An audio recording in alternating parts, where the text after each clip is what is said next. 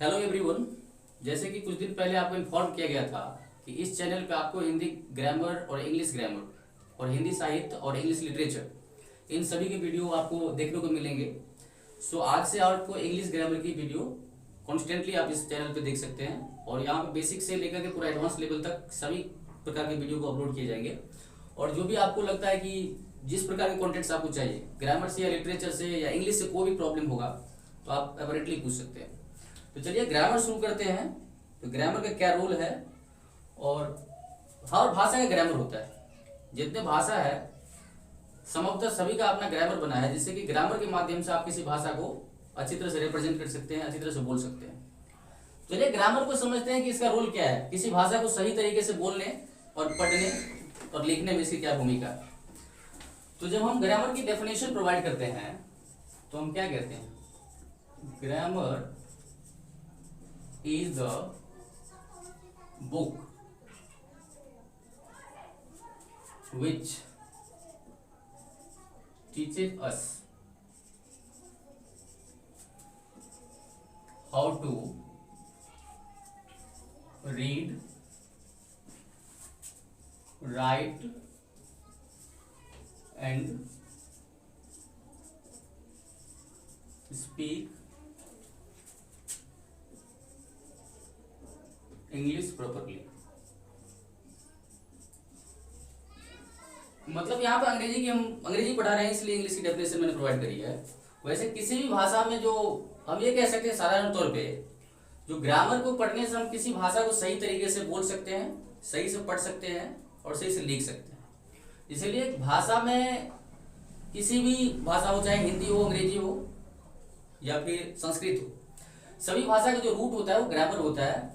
और ग्रामर को पढ़ने से क्या होगा कि कहीं भी गलती होने की कोई संभावना नहीं होगी। इसीलिए आप बेसिक से पढ़ें और इसको ध्यान से, जो बेसिक कॉन्सेप्ट उसको क्लियर हो जाएगा, आपको सारे क्वेश्चन वन बाय वन करके सॉल्व हो जाएंगे। तो ग्रामर, इसका हिंदी ये हुआ कि ग्रामर एक ऐसी पुस्तक है यानी किताब है जो हमें अंग्रेजी सही सही पढ़ने, लिखने और बोलने में मदद करता है। इसलिए ग्रामर एक ऐसी टूल कह सकते हैं जो हमेशा किसी विद्यार्थी को गलती होने से बचाता है।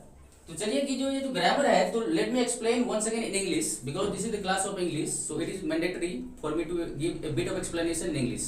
So as I told you that without grammar, if someone is aspiring to get more correction when it comes to speaking, it can be slightly difficult. So that is why we have to keep in mind one of the most important things, that when you are trying to learn English, if you don't want to make any kind of mistakes while speaking, before that you will have to complete grammar because it will always help you get more and more correction. चलिए तो मैं English में बता दिया आपको, हिंदी बताते हैं कि जो ग्रामर आपको हमेशा मदद करेंगे, गलती होने की कोई संभावना नहीं होगी। इसलिए आप ध्यान रखिएगा कि ग्रामर को प्रॉपरली सही से शुरू से अंत तक स्टडी कर लें। तो इंग्लिश ग्रामर जो है सो आपको 5 भागों में इसको डिवाइड किया गया है। There are 5 types of English grammar.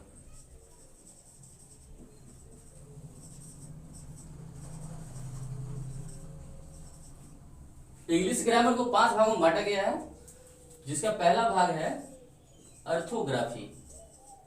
इसको ऑर्थोग्राफी कहेंगे आप। दूसरा होता है एटिमोलॉजी,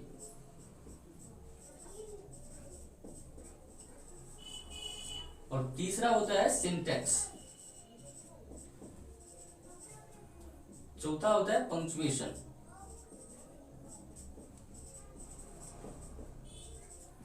और 5वां नंबर पे आता है प्रोसोडी।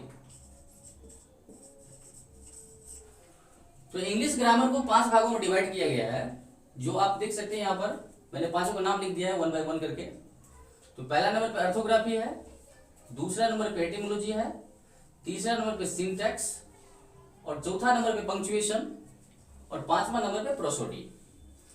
तो पहला नंबर पे जो अर्थोग्राफी है यहाँ पर दिया हुआ, उसको समझिए पहले।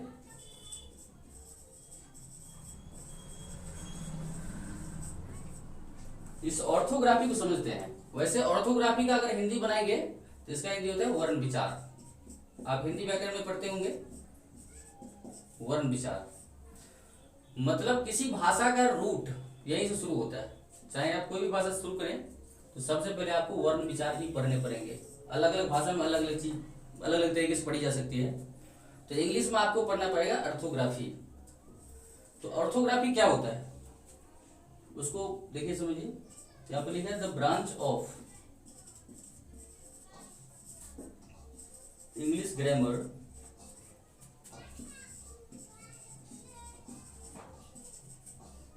which deals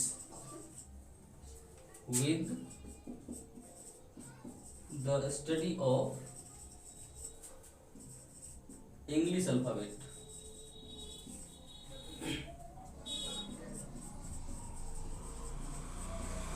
and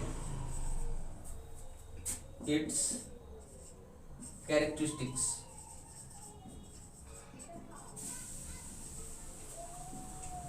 is called orthography.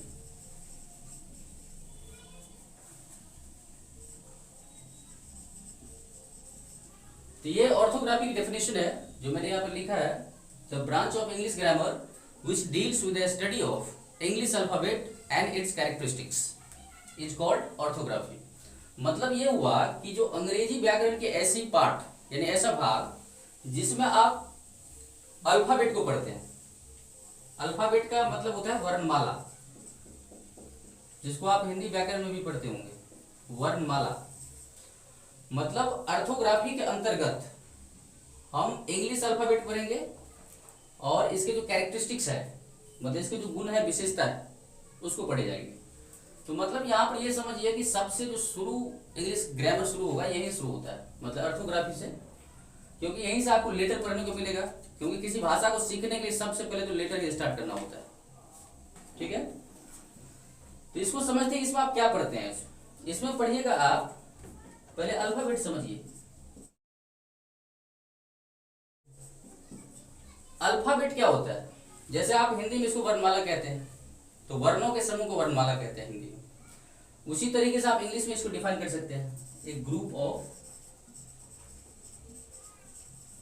Letters is called alphabet. मतलब लेटर्स के जो ग्रुप है, मतलब जितने भी लेटर्स के ग्रुप है, मतलब पूरा A to Z 26 जितने भी अक्षर हैं, उन सभी के ग्रुप का नाम दिया गया है अल्फाबेट।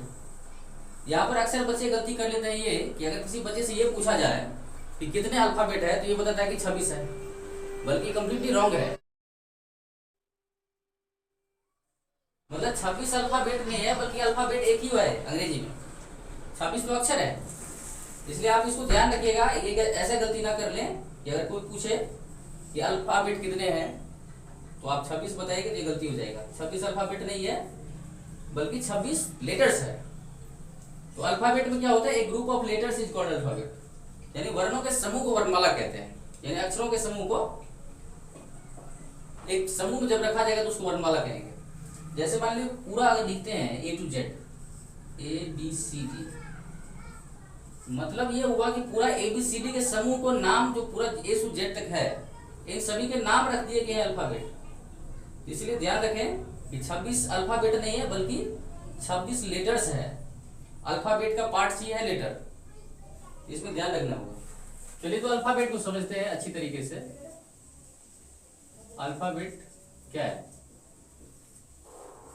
जैसे कि मैंने पहले भी बताया कि अल्फाबेट क्या होता है कि जितने भी लेटर्स है उसके ग्रुप का नाम दिया गया है अल्फाबेट। अक्सर बच्चे गलती कर लेते हैं ये कि उनको अगर ये पूछा जाए कि अल्फाबेट कितने हैं, इंग्लिश अल्फाबेट कितने हैं, तो वो कह देते हैं 26, बल्कि ये पूरा ही गलत है। क्योंकि 26 अल्फाबेट नहीं है, मतलब लैंग्वेज जितने भी है, वैसे प्रॉपर्ली इंग्लिश में एक ही अल्फाबेट है, अल्फाबेट एक ही है, इसके पार्ट्स है 26 लेटर्स। ये गलती ना करें दोबारा तो बेहतर है, क्योंकि अक्सर बच्चे मैंने देखा गलती करते हैं उनको। इसलिए अल्फाबेट को डिफाइन करते हैं तो क्या कहते हैं, एक group of letters is called alphabet.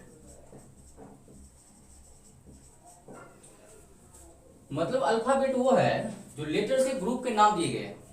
मतलब पूरा ग्रुप लेटर्स के जितना भी कॉम्बिनेशन आता है उसको मिला करके एक नाम रखा गया है। जैसे उसका नाम दिया गया अल्फाबेट। जैसे इसको हिंदी में समझें तो वर्णमाला। तो वर्णमाला मतलब जैसे माला तो कई प्रकार के होते हैं, फूल का भी माला होता है जैसे, तो जैसे माला में जैसे फूल होते हैं बहुत सारे, उसी तरह वर्ण माला यानी वर्ण अक्षरों के माला, मतलब अक्षरों के समूह का नाम दिया गया है इसको अल्फाबेट, वर्णमाला। इसलिए इसको समझने की कोशिश करें कि ऐसा ना हो कि इसको अक्षर अल्फाबेट कोई अंतर ही ना समझे।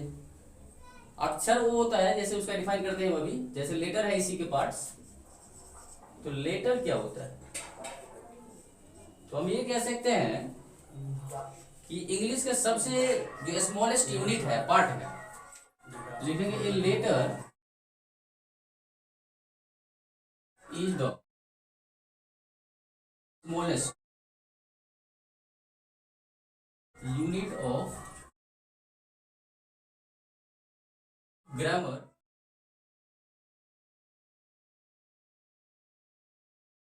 with the help of which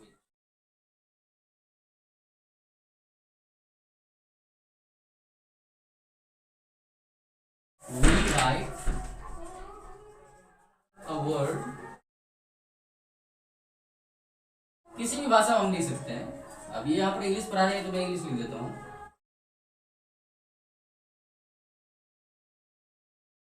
तो यहाँ पर ये कहने का मतलब हुआ कि letter is the smallest unit of grammar with the help of which we write a word in English. मैं यहाँ पर इंग्लिश इसलिए लिखा कि वहाँ पर इंग्लिश क्लास चल रही है। अगर किसी भी भाषा की बात करी जाए तो वहाँ पे सबसे जो ग्रामर का छोटा पार्ट होता है वो लेटर ही होता है। मतलब यहीं से मतलब हमारी व्याकरण शुरू होती है, चाहे हिंदी व्याकरण हो या फिर अंग्रेजी व्याकरण, यानी किसी भाषा का रूप यहीं शुरू होता है। इसका मतलब ये हुआ कि ग्रामर जो है सो किसी भाषा का सबसे छोटा इकाई होता है जिसके माध्यम से हम किसी वर्ड का निर्माण करते हैं, किसी वर्ड को लिखते हैं। इसमें इंग्लिश अल्फाबेट में 26 लेटर्स है। There are 26 letters in English alphabet.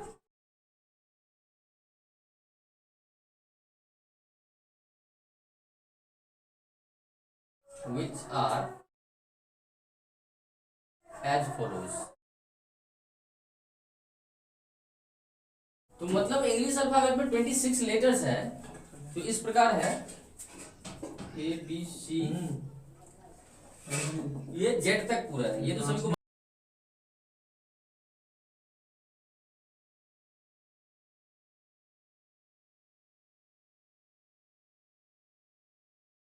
प्रकार है। शायद सभी बच्चों का ये तो मालूम होता है, बचपन से ही पढ़ता है, इसलिए 26 लेटर्स होता है। लेकिन यहाँ पे साउंड की बात करी जाए तो इसको साउंड के बेस पे 26 लेटर्स को कितने भागों में बांटा गया है। देखिए, there are 2 types of letters on the basis of sound. मतलब हमारे मुंह से जो आवाज निकलते हैं यानी ध्वनि, उसके आधार पर ये जो लेटर्स है वो कितने प्रकार के होते हैं। तो ये ध्वनि के आधार पर होता है 2 प्रकार के, एक होता है वोवेल लेटर्स और दूसरा होता है कॉन्सोनेंट लेटर्स।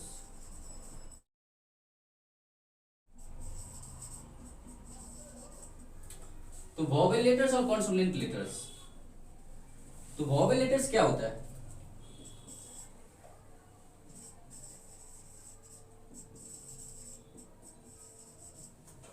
वोवेल लेटर्स वो होता है जो अपने उच्चारण के लिए किसी दूसरे पर डिपेंड नहीं करता है। मतलब ये कह सकते हैं, आप साइंस पढ़ेंगे तो हम सोपोसी होता है, ऑटोट्रॉपिक मोड ऑफ न्यूट्रिशन आता है, ऑटोट्रॉप्स आता है, या फिर साधारण भाषा में समझे कि जो अपने आप पर निर्भर करता है उसको कह सकते हैं वोवेल। मतलब ये अपने उच्चारण के लिए किसी दूसरे अक्षर पे डिपेंड नहीं करता है, यानी कह सकते हैं the letters which are pronounced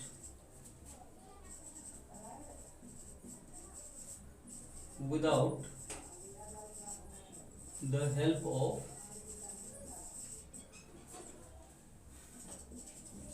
any other letter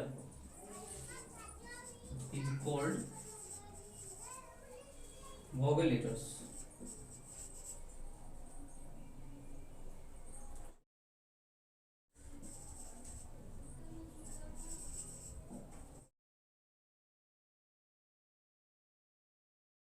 मतलब ये हुआ कि वॉवेल लेटर्स वो होता है जो अपने उच्चारण के लिए किसी दूसरे लेटर्स पे डिपेंड नहीं करता है। तो मतलब ये समझ सकते हैं कि जो ये किसी दूसरे पे डिपेंड नहीं करते हैं, अपने जो वोकल कोड होता है यहां से उसके उच्चारण निकलते हैं। जैसे कि इसके 5 है numbers, there are 5 vowel letters.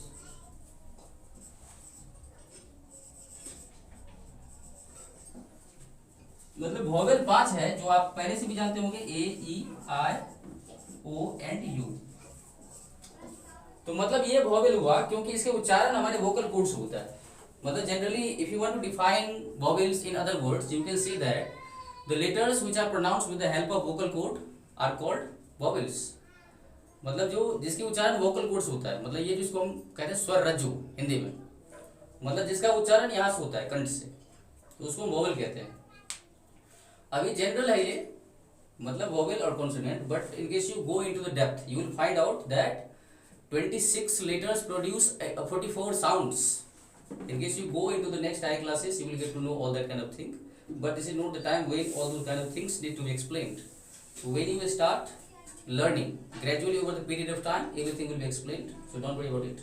मतलब जैसे कि मान लीजिए अभी आप पढ़ते हैं वोवेल लेटर्स और कॉन्सोनेंट लेटर्स, ठीक है। तो इसमें क्या होता है कि आप अभी लेटर पढ़ रहे हैं, साउंड नहीं पढ़ रहे हैं। इसको अगर रियलिटी में जानना है तो साउंड पढ़ना बहुत जरूरी है, क्योंकि जब तक साउंड का अध्ययन नहीं करेंगे तब तक आपको इसको समझ में नहीं आ सकता। जैसे कि इसको हम जब पढ़ेंगे, जैसे यू अगर पढ़ते हैं तो इसको यू को हम कैसे पढ़ सकते हैं, जैसे इसका उच्चारण, इसको समझने के लिए आपको फोनेटिकली समझना पड़ेगा। कि जैसे मैंने आपको इंग्लिश में बताया है कि हमारे जो 26 लेटर्स है वो 44 साउंड प्रोड्यूस करते हैं। ये समझने के लिए आपको IPA पढ़ना होगा, ये अभी आपको जरूरत नहीं है, 12th में इसकी जरूरत है ही नहीं,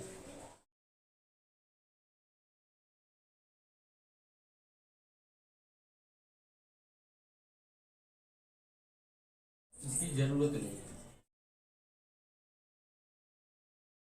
मतलब ये हुआ कि ये जो 26 लेटर्स है 44 साउंड प्रोड्यूस करते हैं, उसमें भी चलिए आगे बताएंगे। उसके जैसे 20 वॉवेल होता है और 24 कॉन्सोनेंट साउंड होता है। ये पहले आप लोग बहुत सारे ऐसे विद्यार्थी होंगे जिनको पता ही नहीं होगा कि 20 वॉवेल और 24 कॉन्सोनेंट है।